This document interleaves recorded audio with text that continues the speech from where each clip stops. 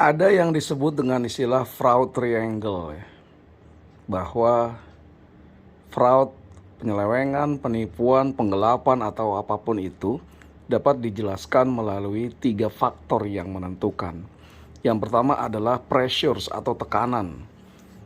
Karyawan melakukan fraud itu mungkin karena satu, karyawan terjerat pinjol misalnya, atau gaya hidupnya yang jauh lebih tinggi daripada penghasilannya, gitu ya. Eh, Kemudian yang kedua faktor kesempatan atau peluang.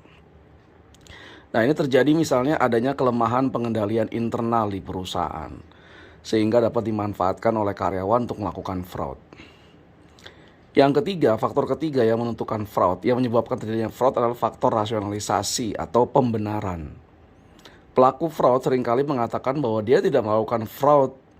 Uang yang diambil dari perusahaan itu cuman dia pinjem dulu, dia puter dulu misalnya.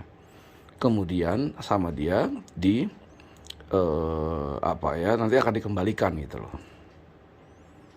Nah, kalau yang melakukan fraud itu karyawan level bawah, itu biasanya ya dapat ditangkap dengan mudah dengan internal control yang ada.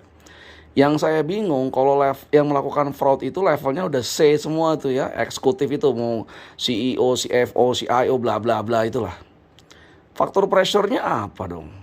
Gaji udah gede, tunjangan banyak banget misalnya. Salah satu anak perusahaan BUMN tuh. Ya tapi melakukan fraud juga akhirnya. Apa ya? Faktor pressure nggak ada. Internal control ya mungkin internal control hanya bisa menangkap yang cungpret itu atau karyawan level bawah lah ya.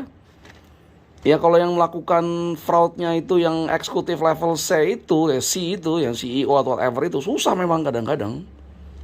Kadang-kadang internal control nggak akan bisa menyentuh mereka gitu loh.